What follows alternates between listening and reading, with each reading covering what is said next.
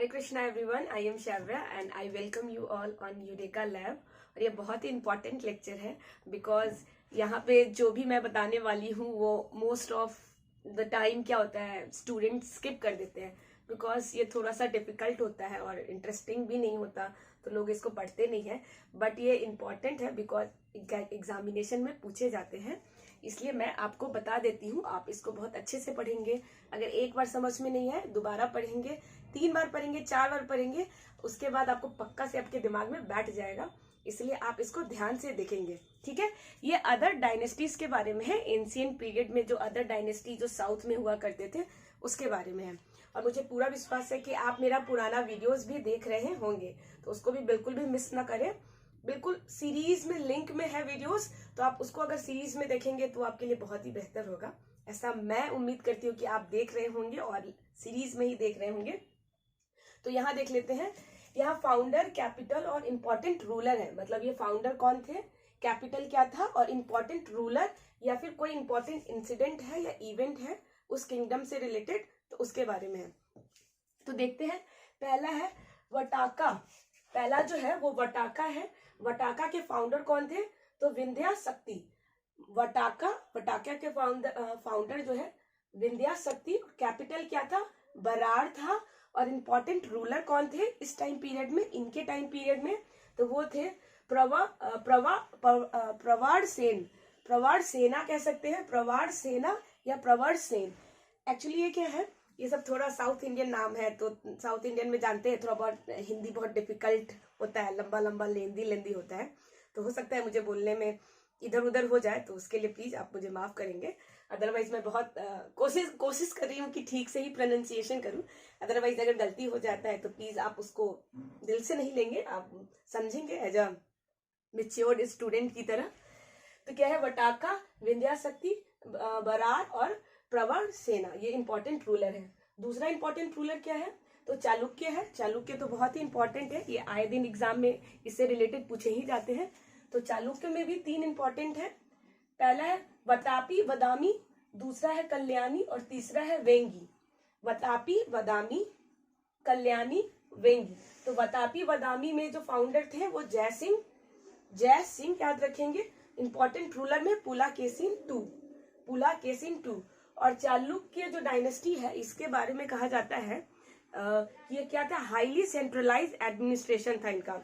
यहाँ पे लिखा हुआ है हाईली सेंट्रलाइज एडमिनिस्ट्रेशन। कहने का मतलब है कि इनका जो एडमिनिस्ट्रेशन था, प्रशासन वाला जो विभाग था, जिससे ये अपने डायनेस्टी में क्या करते थे, रूल करते थे। जो भी इनके एडमिनिस्ट्रेशन रिलेटेड, आप एडमिनिस्ट्रेशन रिलेटेड कह सकते हैं, जो भी काम काज से रिलेटेड, चाहे वो रेवेन्यू हो, लैंड हो, फूड हो, कलेक्टिंग हो या फिर मिलिट्री हो, किसी भी टाइप का सेवा हो, तो वो एडमिनिस्ट्रेशन क्या था, हाईली सेंट्रलाइज्ड था। तो एग्जाम में पूछा जाता है कि किस किंगडम या किस डायनेस्टी का जो पूरा एडमिनिस्ट्रेशन है वो हाईली सेंट्रलाइज्ड था, तो वो था चालुक्य का। आप बिल्कुल याद में रखेंगे।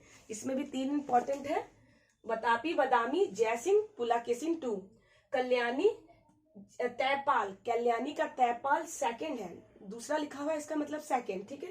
तैपाल, कैपिटल मानी खेत कल्याणी, इसको याद रखेंगे। कल्याणी, तैपाल टू और मानी खेत कल्याणी इसका कैपिटल हो गया। तीसरा है वेंगी, तो वेंगी का विजय वर्धन हो गया इसके फाउंडर, ठीक है।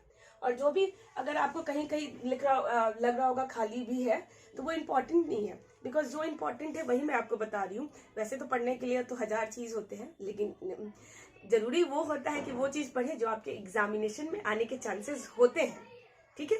तो वही चीज मैं बता रही हूँ यहाँ पे। तो वेंगी, विजय वर्धन। और तीसरा आपको दिख रहा होगा कि पल्लव।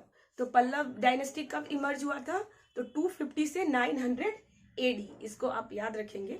पल्लव 250 से 900 एडी हुआ था, इस इमर्ज हुआ था ये डायनेस्टी, तो इसको आप दिमाग में रखेंगे। और फाउंडर कौन है, तो सिंह विष्णु जी से याद रखेंगे, सिंह विष्णु। कैपिटल कांचीपुरम सारी होता है ना, तो उससे याद रखेंगे कांची। और इम्पोर्टेंट रूलर में, इसमें इम्पोर्टेंट रूलर क्या है, तो एक है महेंद्र वर्मन। और एक और इम्पोर्टेंट है, इसमें पल्लव में बहुत अच्छे रूलर आए हैं, इसलिए इसमें ज्यादा आपको दिख रहा होगा। तो महेंद्र वर्मन हो गए एक, और दूसरे नरसिंहवर्मन 1 और यहाँ पे नीचे लिखा हुआ है नरसिंहवर्मन 2।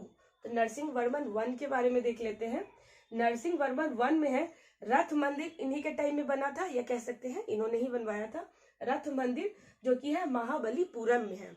तो आप क्या महाबलीपुरम गए हैं? साउथ में है ये, आप गए हैं तो आपको कैसा लगा है वहाँ का, उनका आर्किटेक्चर, फिर वहाँ का माहौल कैसा है, वाइब्स कैसा है, तो आप कमेंट में बताएं। रथ मंदिर जो कि महाबलीपुरम में है। और हेंग सेंग जो चाइनीज क्या थे, ट्रेवलर थे, ये भी इन्हीं के टाइम में आए थे, नरसिंहवर्मन 1 के टाइम में। हेंग सेंग, ठीक है, टी साइलेंट है, हेंग सेंग। वतापी कोंडा, ये क्या है? वतापी कोंडा, तो इसको भी याद रखेंगे। और फिर नेवल एक्सपीडिशन, नेवल मतलब समुद्री रास्ता वाला, एक्सपीडिशन मतलब खोज करना, ट्रेवल करना, वो हो गया। तो नेवल एक्सपीडिशन टू श्रीलंका, तो नरसिंहवर्मन 1 के टाइम में ही नेवल एक्सपीडिशन टू श्रीलंका, मतलब श्रीलंका को क्या हुआ था? एक्सपीडिशन मतलब नाव बोल रहे हैं, सॉरी, समुद्र के रास्ते नेवल एक्सपीडिशन के थ्रू क्या हुआ था? श्रीलंका विजिट किए थे। एक्सपीडिशन का मतलब खोज भी हो सकता है, आप थोड़ा लेमन लैंग्वेज में समझे कि समुद्र यात्रा के थ्रू श्रीलंका का क्या हुआ था? श्रीलंका को गए थे। श्रीलंका ऐसे नहीं है कि खो गया था, मतलब हम वहां पे गए थे, मतलब इनके टाइम पीरियड में, नरसिंहवर्मन 1 के टाइम पीरियड में। इसको आप ध्यान में रखेंगे। नरसिंहवर्मन 2 का देख लेते हैं। तो नरसिंहवर्मन 2 का है, नरसिंहवर्मन 2 राजा सिम्हा, राजा सिम्हा ये याद रखेंगे, नरसिंहवर्मन 2 राजा सिम्हा। और डांडीन, डांडीन संस्कृत स्कॉलर थे। डांडीन मतलब इन्हीं के टाइम पीरियड में आए थे, जो कि संस्कृत स्कॉलर थे। डांडीन। कैलाश टेम्पल इन्हीं के टाइम में बना है, जो कि कांची में है। कांची, क्योंकि इसका क्या है? कैपिटल ही कांची है, तो कैलाश टेम्पल कांची। सोर टेम्पल जो कि ममलापुरम में है, ये महाबलीपुरम है, ये ममलापुरम है, दोनों साउथ में ही है। महाबलीपुरम, ममलापुरम। और ममलापुरम में क्या है? सोर टेम्पल है। तो इसको भी क्या रखेंगे आप?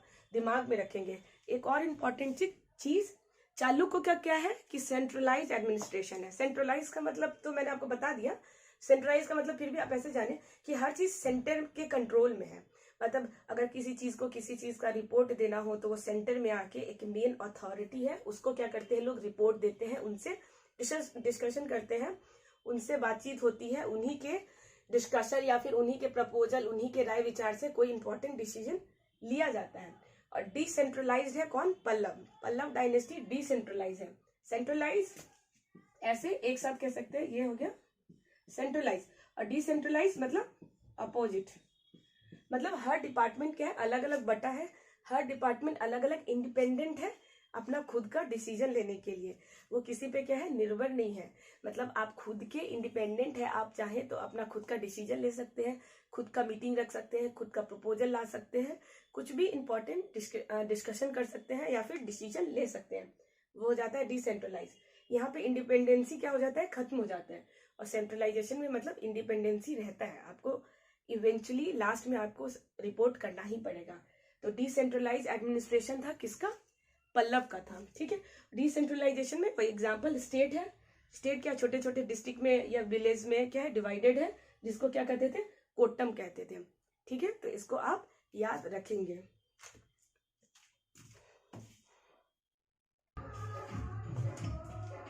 अभी देख लेते हैं इंपेरिकल चोला। तो इंपेरिकल चोला में जो फाउंडर थे वो थे विजयलय, ठीक है। इंपेरिकल चोला के जो फाउंडर थे वो थे विजयलय। कैपिटल क्या था? कैपिटल था तंजौर। और इम्पोर्टेंट रूलर कौन थे? तो राज राजा, ठीक है, राज राजा। और इन्होंने क्या किया था? Expedition to Sri Lanka, expedition to Sri Lanka Mahendra 5, ठीक है। इस चीज को आप याद रखेंगे। एक्सपीडिशन का मतलब मैंने बताया, मतलब तय करना, जाना, रास्ता तय करना। तो राज राजा एक्सपीडिशन टू श्रीलंका जो कि महेंद्र 5, आप इस चीज को याद रखेंगे। इंपेरिकल चोला में विजयलय और कैपिटल हो गया इसका तंजौर। राष्ट्रकूट सॉरी इसमें और है, देख लेते हैं इंपेरिकल चोला में। तो राजेंद्र वन क्या है? श्रीलंका महेंद्र वर्मन 5 डिफीटेड, मतलब राजेंद्र वन ने क्या किया था? श्रीलंका के महेंद्र वर्मन 5 को डिफीट किया था, मतलब कि उनको हराया था। इस चीज को आप याद रखेंगे, ठीक है। राज राजा एक्सपीडिशन टू श्रीलंका, और श्रीलंका में कौन थे? महेंद्र वर्मन 5 थे। और राजेंद्र वन इन्होंने क्या किया था? श्रीलंका के जो महेंद्र वर्मन फिफ्थ है उनको डिफीट किया था, उनको हराया था, ठीक है, बैटल में हराया था। राजेंद्र वन वर्सेस पाला, मतलब वर्सेस का मतलब होता है बैटल हो रहा है यहाँ पे, ठीक है। वेट्स मतलब होता है शादी, ठीक है, वेट्स मतलब की होता है मैरिज, लेकिन क्या है वर्सेस मतलब कि बैटल होते रहता है ना, तो इसके वर्सेस इसके वर्सेस इसके, तो वर्सेस मतलब यहाँ पे बैटल। तो राजेंद्र वन वर्सेस पाला, तो इसमें क्या हो गया गंगा कोंडा, ठीक है, वर्सेस गंगा कोंडा। तो इस चीज को आप क्या करेंगे, क्या रखेंगे, याद रखेंगे, ठीक है। और देख लेते हैं क्या है राष्ट्रकूटा। अब नेक्स्ट क्या है, राष्ट्रकूटा डायनेस्टी है। तो राष्ट्रकूटा डायनेस्टी के बारे में क्या इंपॉर्टेंट चीज है, तो राष्ट्रकूटा का जो फाउंडर है वो उनका नाम है दंती दुर्ग, ठीक है। कैपिटल क्या है, मानीखेत, याद रखेंगे मानीखेत। इंपॉर्टेंट रूलर कौन है, तो कुषाण फर्स्ट है। कुषाण फर्स्ट के टाइम में ही इलोरा केव्स क्या हुआ था, बना था, और कैलाश टेम्पल, इलोरा केव्स में क्या है, कैलाश टेम्पल है। कैलाश से आपको किस देवता, किस भगवान का नाम ऐसे लगता है कि होगा, कैलाश महादेव को कहते हैं, शंकर भगवान को। तो आप समझ सकते हैं कि शंकर भगवान का मूर्ति या टेम्पल है एलोरा केव्स में, जो कि कुषाण वन द्वारा बनवाया गया है। और ये क्या है, राष्ट्रकूटा है। और इंपॉर्टेंट फाउंडर कौन है राष्ट्रकूटा के, तो वह है दंती दुर्ग। अमोघ वर्षा, अब इसके भी इंपॉर्टेंट एक और है, अमोघ वर्षा बुक क्या लिखा हुआ है, कविराज मार्ग। अमोघ वर्षा जो बुक इंपॉर्टेंट लिखा गया है वो है कविराज मार्ग। एक्सेप्टेड जैनिज्म अंडर तीनसीन गुरु, और इन्होंने क्या किया था, अमोघ वर्षा ने एक्सेप्ट किया था जैनिज्म धर्म को अंडर तीनसीन गुरु। तो याद रखेंगे आप। कन्नड़ लैंग्वेज जो है इस टाइम बहुत फ्लोरिश हुआ था, कन्नड़ लैंग्वेज जो है जो साउथ में बोला जाता है, तो इस टाइम इनके टाइम में, अमोघ वर्षा के टाइम में कन्नड़ लैंग्वेज बहुत ज्यादा इन्फ्लुएंस पे था, इसको एक्सेप्ट किया गया था। लोग